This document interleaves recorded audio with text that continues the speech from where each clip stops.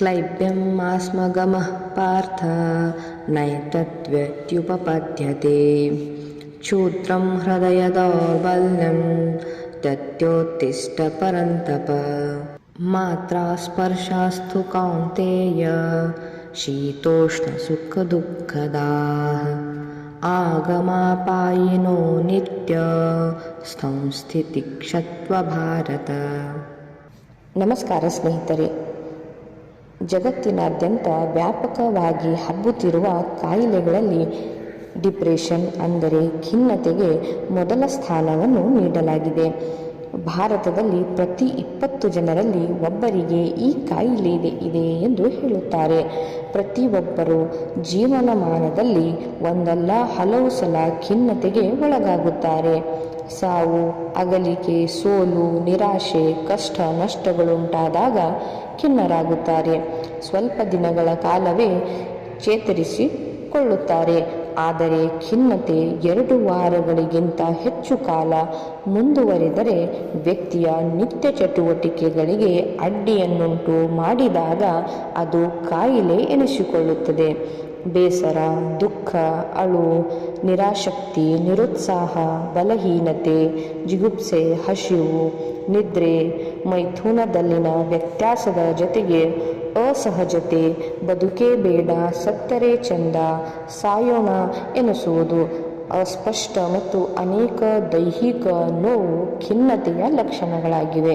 ಸ್ನೇಹಿತರೆ, ಖಿನ್ನತೆಗೆ ಇದ್ದಾಗ ನಮ್ಮ ಬೌದ್ಧಿಕ ಶಕ್ತಿಯು ಕುಗ್ಗುತ್ತದೆ. ಕಲಿತಿದ್ದನ್ನು ನೆನಪಿಟ್ಟುಕೊಳ್ಳಲು ಆಗುವುದಿಲ್ಲ ಮತ್ತು ನಿರ್ವಹಣಾ ಸಾಮರ್ಥ್ಯವನ್ನು ಕೂಡ ನಾವು ಕಳೆದುಕೊಳ್ಳುತ್ತೇವೆ. ಮಹಾಭಾರತದ ಯುದ್ಧದಲ್ಲಿ ಅರ್ಜುನನು ಯುದ್ಧ ಮಾಡಲು ನಿರಾಕರಿಸಿದಾಗ ಮತ್ತು ಖಿನ್ನತೆಗೆ ಒಳಗಾಗಿದ್ದಾಗ ಶ್ರೀಕೃಷ್ಣನು ಅರ್ಜುನನಿಗೆ ನೀಡಿದ ಜ್ಞಾನವನ್ನು ಭಗವದ್ಗೀತೆಯಲ್ಲಿ ಹೇಳಲಾಗಿದೆ.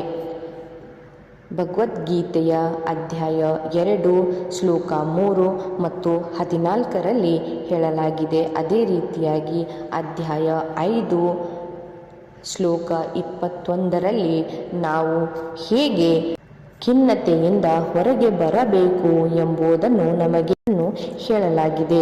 ಸ್ನೇಹಿತರೆ, ಇದನ್ನೇ ಶ್ಲೋಕ ಮತ್ತು ಭಗವದ್ಗೀತೆಯ ಪ್ರಕಾರ ಮುಂದೆ ಹೇಳಲಿದ್ದೇನೆ ನೋಡಿ.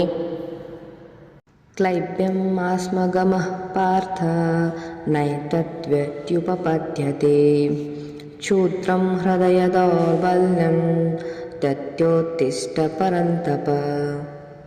ಸ್ನೇಹಿತರೆ, ಈ ಶ್ಲೋಕದ ಅನುವಾದ ಹೀಗಿದೆ. ಪ್ರಥೆಯ ಮಗನಾದ ಪಾರ್ಥನೆ, ಈ ಷಂಡತನವನ್ನು ಹೊಂದಬೇಡ. ಇದು ನಿನಗೆ ಯೋಗ್ಯವಾದುದಲ್ಲ. ಶತ್ರುಗಳಿಗೆ ತಾಪವನ್ನುಂಟು ಮಾಡುವವನೇ, ಈ ಹೃದಯ ದೌರ್ಬಲ್ಯವು ಕ್ಷುದ್ರವಾದದ್ದು. ಇದನ್ನು ಬಿಟ್ಟು ಮೇಲೇಳು ಎಂದು ಶ್ರೀಕೃಷ್ಣನು ಅರ್ಜುನನಿಗೆ ಹೇಳುತ್ತಾರೆ. ಇದರ ಹಿಂದಿನ ಭಾವಾರ್ಥ ಈ ರೀತಿಯಾಗಿದೆ. ಪ್ರಥೆಯು ಕೃಷ್ಣನ ತಂದೆ ವಸುದೇವನ ತಂಗಿ. ಅರ್ಜುನನನ್ನು ಕೃಷ್ಣನು ಪ್ರಥೆಯ ಮಗ ಎಂದು ಕರೆಯುತ್ತಾರೆ. ಅರ್ಜುನನು ಕೃಷ್ಣನು ರಕ್ತ ಸಂಬಂಧಿಗಳು. ಕ್ಷತ್ರಿಯನ ಮಗನಾಗಿದ್ದವನು ಯುದ್ಧ ವಿಮುಖನಾದರೆ ಅವನು ಹೆಸರಿಗಷ್ಟೇ ಕ್ಷತ್ರಿಯ. ಬ್ರಾಹ್ಮಣನ ಮಗನಾದವನು ಪಾಪದಿಂದ ನಡೆದುಕೊಂಡರೆ ಅವನು ಹೆಸರಿಗಷ್ಟೇ ಬ್ರಾಹ್ಮಣ. ಇಂತಹ ಕ್ಷತ್ರಿಯರು ಬ್ರಾಹ್ಮಣರು ತಮ್ಮ ತಂದೆಯವರ ಮಕ್ಕಳಾಗಲು ಯೋಗ್ಯರಲ್ಲ. ಹೀಗಾಗಿ ಅರ್ಜುನನನ್ನು ಕ್ಷತ್ರಿಯನೊಬ್ಬನು ಅಯೋಗ್ಯ ಮಗನಾಗಬಾರದು ಎಂದು ಕೃಷ್ಣ ಬಯಸಿದ್ದ. ಅರ್ಜುನನನ್ನು ಕೃಷ್ಣನು ಅತ್ಯಂತ ಆತ್ಮೀಯ ಗೆಳೆಯರು. ರಥದಲ್ಲಿ ಕುಳಿತು ಕೃಷ್ಣನೇ ಅವನಿಗೆ ಮಾರ್ಗದರ್ಶನ ಮಾಡುತ್ತಿದ್ದರು. ಈ ಎಲ್ಲ ಭಾಗ್ಯವಿದ್ದರೂ ಅರ್ಜುನನು ಯುದ್ಧ ಮಾಡಲು ನಿರಾಕರಿಸಿದರೆ ಅವನ ಕಾರ್ಯವು ಅಕೀರ್ತಿಕರವಾಗುವುದು. ಹೀಗಾಗಿ ಆದ್ದರಿಂದ ಕೃಷ್ಣನು ಇಂತಹ ವರ್ತನೆಯು ಅರ್ಜುನನ ವ್ಯಕ್ತಿತ್ವಕ್ಕೆ ಭೂಷಣವಲ್ಲ ಎಂದು ಹೇಳುತ್ತಾರೆ. ಪೂಜ್ಯರಾದ ಭೀಷ್ಮರು ಮತ್ತು ತನ್ನ ಬಂಧುಗಳ ವಿಷಯದಲ್ಲಿ ಉದಾರವಾಗಿ ನಡೆದುಕೊಂಡು ತಾನು ಯುದ್ಧ ಮಾಡುವುದಿಲ್ಲ ಎಂದು ಅರ್ಜುನನು ಹೇಳಬಹುದು. ಆದರೆ ಇಂತಹ ಔದಾರ್ಯವು ಹೃದಯದ ದೌರ್ಬಲ್ಯವನ್ನಷ್ಟೇ ಎಂದು ಕೃಷ್ಣನ ಭಾವನೆಯಾಗಿರುತ್ತದೆ. ಯಾವ ಅಧಿಕೃತರೂ ಇಂತಹ ಹುಷಿ ಔದಾರ್ಯವನ್ನು ಒಪ್ಪಿರಲಿಲ್ಲ. ಆದ್ದರಿಂದ ಅರ್ಜುನನಂಥವರು ಕೃಷ್ಣನ ನೇರ ಮಾರ್ಗದರ್ಶನದಲ್ಲಿ ಈ ಬಗೆಯ ಔದಾರ್ಯವನ್ನು ಅಥವಾ ಹುಷಿ ಅಹಿಂಸೆಯನ್ನು ತ್ಯಜಿಸಬೇಕು ಎಂದು ಶ್ರೀಕೃಷ್ಣನು ಅರ್ಜುನನಿಗೆ ಹೇಳುತ್ತಾರೆ. ಸ್ನೇಹಿತರೆ, ಅಧ್ಯಾಯ 2 ಶ್ಲೋಕ 14 ಹೀಗಿದೆ: ಮಾತ್ರ ಸ್ಪರ್ಶಾಸ್ತು ಕೌಂತೆಯ ಶೀತೋಷ್ಣ ಸುಖ ದುಃಖದಾಃ ಆಗಮಾಪಾಯಿನೋ ನಿತ್ಯ ಸಂಸ್ಥಿತಿಕ್ಷತ್ವ ಭಾರತ. ಈ ಶ್ಲೋಕದ ಅನುವಾದ: ಹೇ ಕೌಂತೆಯ, ಸುಖ ದುಃಖಗಳು ಸ್ವಲ್ಪ ಕಾಲ ಕಾಣಿಸಿಕೊಳ್ಳುವವು, ಕ್ರಮೇಣ ಮಾಯವಾಗುವವು.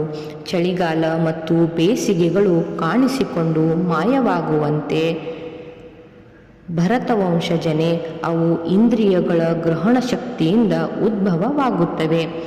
ಅವುಗಳಿಂದ ಕ್ಷೋಭೆಗೊಳಗಾಗದೆ ಸಹಿಸಿಕೊಳ್ಳುವುದನ್ನು ಕಲಿಯಬೇಕು ಎಂದು ಕೃಷ್ಣನು ಅರ್ಜುನನಿಗೆ ಹೇಳುತ್ತಾರೆ.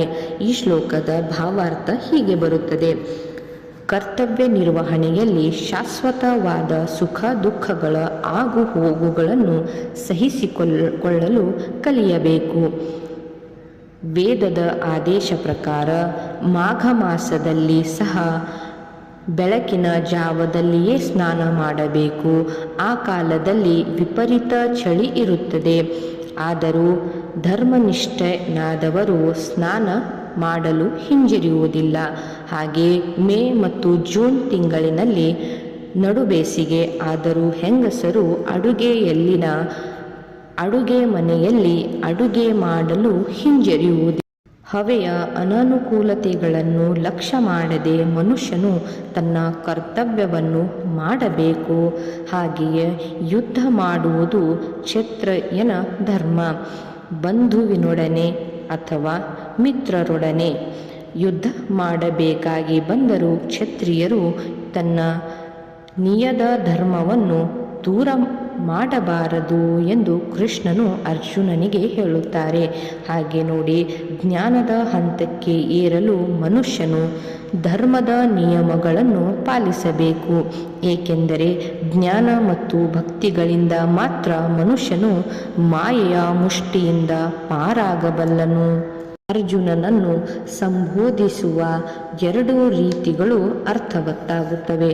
ಅಂದರೆ ಕೌಂತೆಯ ಎನ್ನುವುದು ತಾಯಿಯ ಕಡೆಯಿಂದ ಆತನು ಬಹುದೊಡ್ಡ ವಂಶಕ್ಕೆ ಸೇರಿದವನು ಎಂಬುದನ್ನು ಸೂಚಿಸುತ್ತದೆ, ಮತ್ತು ಭಾರತ ಎನ್ನುವುದು ತಂದೆಯ ವಂಶದ ಹಿರಿಮೆಯನ್ನು ಸೂಚಿಸುತ್ತದೆ. 2 ಕಡೆಗಳಿಂದಲೂ ಅವನು ಬಹುದೊಡ್ಡ ಪರಂಪರೆಗೆ ಸೇರಿದವನು. ಮಹತ್ವದ ಪರಂಪರೆಯು ಕರ್ತವ್ಯ ನಿರ್ವಹಣೆಯಲ್ಲಿ ಹೆಚ್ಚಿನ ಹೊಣೆಯನ್ನು ತರುತ್ತದೆ. ಆದ್ದರಿಂದ ಅವನು ಯುದ್ಧ ಮಾಡುವುದರಿಂದ ತಪ್ಪಿಸಿಕೊಳ್ಳುವಂತಿಲ್ಲ ಎಂದು ಈ ಶ್ಲೋಕದ ಭಾವಾರ್ಥ ಬರುತ್ತದೆ. ಸ್ನೇಹಿತರೆ, ಅಧ್ಯಾಯ 5 ಶ್ಲೋಕ 21ರಲ್ಲಿ ಶ್ರೀಕೃಷ್ಣನು ಈ ರೀತಿಯಾಗಿ ಹೇಳಿದ್ದಾರೆ. ಶ್ಲೋಕ ಹೀಗಿದೆ: ಬಾಹ್ಯ ಸ್ಪರ್ಶೇತ್ವ ಸತ್ಕಾತ್ಮ ವಿಂದತ್ಯಾತ್ಮನಿ ಯತ್ ಸುಖಂ ಸಹ ಬ್ರಹ್ಮ ಯೋಗಯುಕ್ತಾತ್ಮ ಸುಖಮಕ್ಷಯಮಶ್ನುತೆ. ಸ್ನೇಹಿತರೆ, ಶ್ಲೋಕದ ಅನುವಾದ ನೋಡಿ. ಹೀಗೆ ಮುಕ್ತನಾದ ಮನುಷ್ಯನಿಗೆ ಐಹಿಕ ಇಂದ್ರಿಯ ಸುಖದ ಆಕರ್ಷಣೆ ಇಲ್ಲ. ಅವನು ಯಾವಾಗಲೂ ಅಂತರ್ಗತದಲ್ಲಿ ಸುಖವನ್ನು ಅನುಭವಿಸುತ್ತಾ ಸಮಾಧಿ ಸ್ಥಿತಿಯಲ್ಲಿರುತ್ತಾನೆ. ಈ ರೀತಿಯಲ್ಲಿ ಆತ್ಮಸಾಕ್ಷಾತ್ಕಾರ ಪಡೆದ ಮನುಷ್ಯನು ಪರಮಸತ್ಯದಲ್ಲಿ ಮಗ್ನನಾಗಿರುವುದರಿಂದ ಅಮಿತಾನಂದವನ್ನು ಸವಿಯುತ್ತಾನೆ. ಸ್ನೇಹಿತರೆ, ಈ ಶ್ಲೋಕದ ಭಾವಾರ್ಥ: ಕೃಷ್ಣ ಪ್ರಜ್ಞೆಯುಳ್ಳ ಶ್ರೇಷ್ಠ ಭಕ್ತರಾದ ಶ್ರೀ ರಾಮಾನುಜಾಚಾರ್ಯರು ಅವರು ಒಂದು ಶ್ಲೋಕದ ಮೂಲಕ ಹೇಳುತ್ತಾರೆ.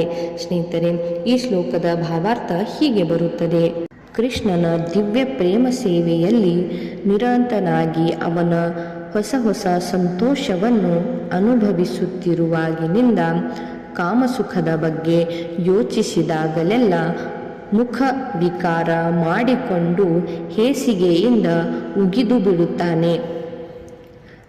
ಅಂದರೆ ಬ್ರಹ್ಮಯೋಗದಲ್ಲಿ ಅಥವಾ ಕೃಷ್ಣ ಪ್ರಜ್ಞೆಯಲ್ಲಿ ಇರುವ ಮನುಷ್ಯನು ಭಗವಂತನ ಪ್ರೇಮಪೂರ್ವಕ ಸೇವೆಯಲ್ಲಿ ಎಷ್ಟು ತಲ್ಲೀನನಾಗಿರುತ್ತಾನೆ ಎಂದರೆ ಆತನಿಗೆ ಐಹಿಕ ಇಂದ್ರಿಯ ಸುಖದ ರುಚಿಯೇ ಹೋಗಿಬಿಡುತ್ತದೆ. ಜಡವಸ್ತುವಿಗೆ ಸಂಬಂಧಿಸಿದಂತೆ ಅತ್ಯುನ್ನತ ಸುಖವೆಂದರೆ ಕಾಮಸುಖ.